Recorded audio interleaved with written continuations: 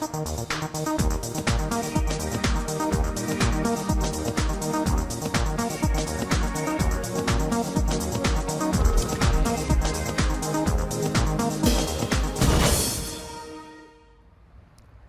dan v Evropskem magazinu. Nebo nad Evropo je polno letal. V Evropski uniji je vsak dan registriranih 27.000 poletov. Odprava zračnih meja in poenotenje letalskih sistemov pa bi prispevalo k varnejšemu letalskemu prometu. Every year, 600 million people fly into or from Europe. After a dip because of the recession, that staggering number is again growing. So, how to accommodate them in Europe's already tight airspace? Airspace run by air traffic controllers of 28 EU states, some of it subject to military exclusion. Sometimes the aircrafts fly zigzag instead of direct roads, and that's because of national supervisory institutions, and it's because of military area that's on the ground and so on. And it would be by far better to have a direct line. It would cost less for fuel, it would save fuel, and of course it would save some emission at the same time. This kind of shows the congestion air traffic controllers have to unscramble. A never-ending traffic flow, which, according to new legislation designed to modernise, rationalise and unify Europe's airspace in an upgraded single European sky, leads to costs all round, including fares. Now in Europe we do not have borders on the ground, but we have borders on the sky. The single European sky could be a very good result for everybody, not only for consumers. But there's resistance, not least from Europe's 40,000 air traffic controllers. Many fear for their jobs and that centralised control of European airspace blocks, with reduced spending targets over 5 years, could compromise safety. Sooner or later we will see that the controllers will not be well trained like is it now. There is such a safety system around now for every state, every service provider, a complete safety system which is working. Safety is of course the most important thing, but the safety increased a lot in the last period in Europe. Putting the single European sky into flight has been and will continue to be a torturous process. MEPs are hoping for majority support at the first reading in plenary this week, but on final agreement they know they're in for the long haul. Rezervacija turističnega aranžmaja ali nakup letalske karte preko spleta je praviloma ceneje, kot če bi to storitev plačali v turistični agenciji. Spletna televizija Europarl TV pa je preverila, kaj se zgodi z vašim denarjem v primeru odpovedi. Voyager coûte de moins en moins cher. Depuis l'avènement d'Internet et la réservation en ligne, les consommateurs ne bénéficient plus des mêmes garanties et protections que pour les voyages organisés via un agent de voyage classique. Les eurodéputés ont clarifié les règles d'un marché fortement concurrentiel en quête. Un samedi matin, à l'aéroport de Bruxelles, Géraldine et Bujard partent pour un mini-trip romantique. La porte B14, embarquement à 12h15 et vous avez 2 places ensemble. Alors donc on part en Tunisie, à Lazroubal au port El Kentaoui. On a réservé donc dans une agence de voyage un petit forfait, donc un mini trip. On revient mardi matin, donc on loge 3 nuits sur place. Et si maintenant leur vol était fortement retardé ou annulé, que feraient-ils? Devraient-ils annuler leurs vacances ou perdre le coût du voyage? Si l'avion a un peu de retard, l'avion a du retard, on ne sait rien y faire, on attend. Si maintenant l'avion est annulé, à ce moment-là on appelle l'agence qui fera le nécessaire pour rebooker un vol et reporter les nuits d'hôtel ou les rembourser si maintenant si c'est perdu. Pas de problème, l'avion est à l'heure. Destination, le soleil. Cette sécurité, c'est pour les voyages à forfait réservés via un tour opérateur ou un agent de voyage. Par contre, pour les voyageurs qui réservent eux-mêmes en ligne, la loi européenne des années 90 ne les protège pas. Des nouvelles règles plus favorables aux consommateurs utilisant le net ont été approuvées par les eurodéputés. Cette législation met surtout en avant l'obligation d'informer de manière claire et transparente le consommateur. Que le consommateur sache avant de réserver ce qu'il réserve, auprès de qui il réserve et en cas de problème, qui va être tenu responsable et qui il doit contacter. Encore aujourd'hui, certains acteurs profitent des failles de la loi. Isabelle Chuffard en a fait la mère expérience. Elle voulait partir en avion à Venise au départ de la Belgique avec une compagnie low cost. J'ai ouvert leur site et j'ai vu qu'on pouvait réserver et le vol, prendre une assurance. J'ai pris l'assurance la plus élevée. Les transferts de l'aéroport à la gare Santa Lucia dans ce cas-ci, puisque mon hôtel était basé près de la gare Santa Lucia, et aussi le parking de ma voiture pendant les 5 jours du séjour. Tout ça a été réservé sur leur site, a été payé en une seule fois, a été débité de ma carte de crédit le jour même. Mais la compagnie annule le vol quelques jours après. Les nouveaux horaires proposés par la compagnie ne conviennent pas à Isabelle. Elle demande donc le remboursement de ses frais. J'étais très étonnée quand j'ai reçu le remboursement. Je ne recevais que le remboursement du vol, pas de remboursement de l'assurance qui a été prise sur le site, pas de remboursement du transfert de l'aéroport vers la gare, ni de remboursement du parking pour ma voiture. Et la situation est complètement bloquée parce qu'ils ne veulent pas rembourser, ils prétendent que leur condition c'est de rembourser uniquement le vol.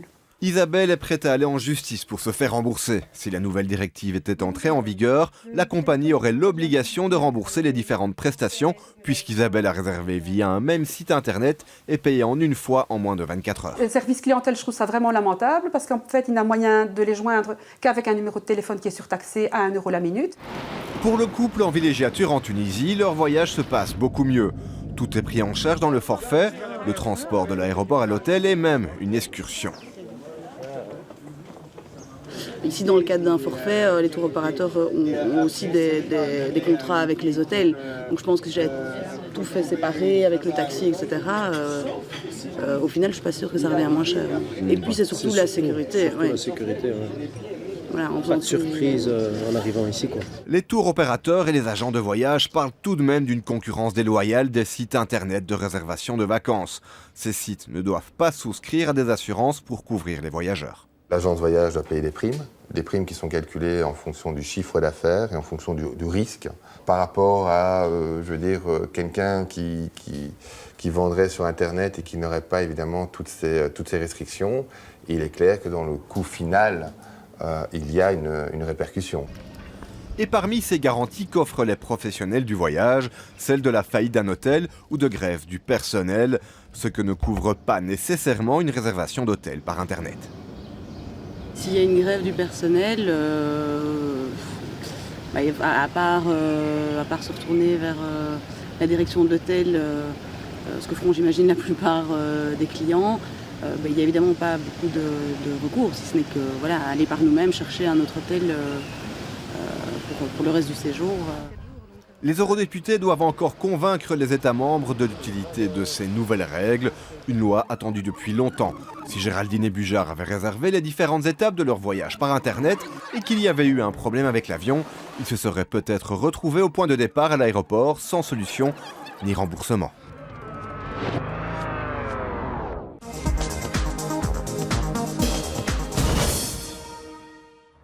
Okoli 10% ljudi je istospolno usmerjenih.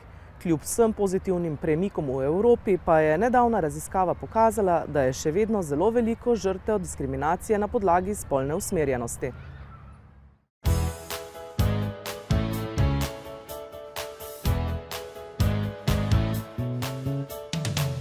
Maribor je drugo največje mesto v Sloveniji. Že pregovorno velja za konzervativno mesto, a se tudi v tem pogledu počasi odpira. Sovraštvo, nestrpnost in žaljivost se umikajo sožitju brez predsodkov in sprejemanju medsebojne različnosti. Maribor je edino mesto v Sloveniji, ki ima bar, kjer ne skrivajo, da se v njem družijo istospolno usmerjeni, dobrodošli pa so tudi vsi drugi.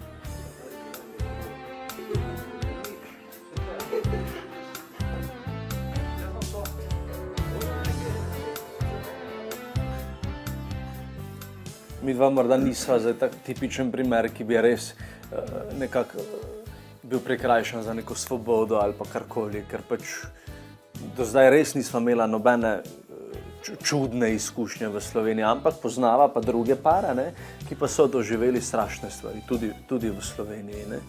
Tako da recimo, da dva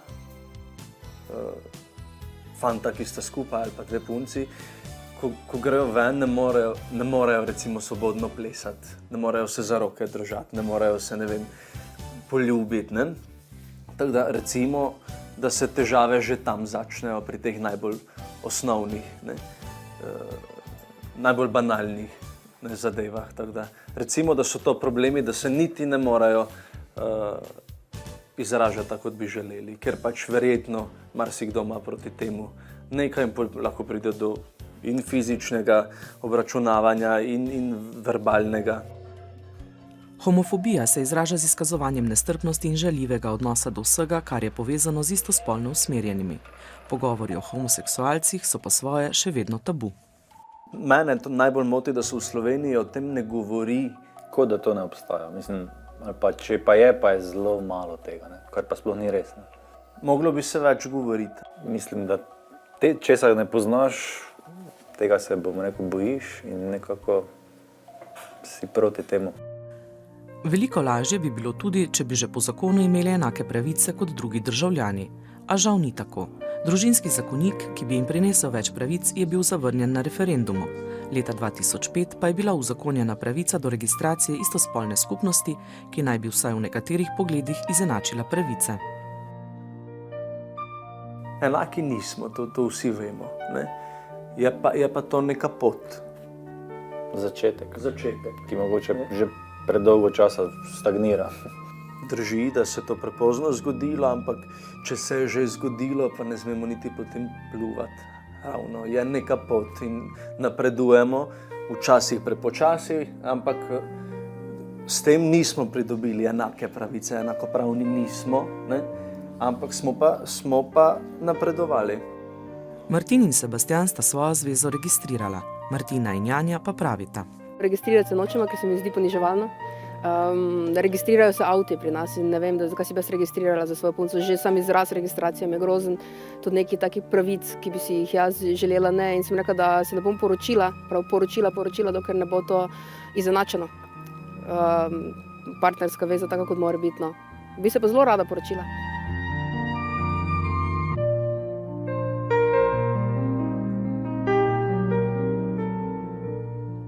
Mene muči pravica dedovanja.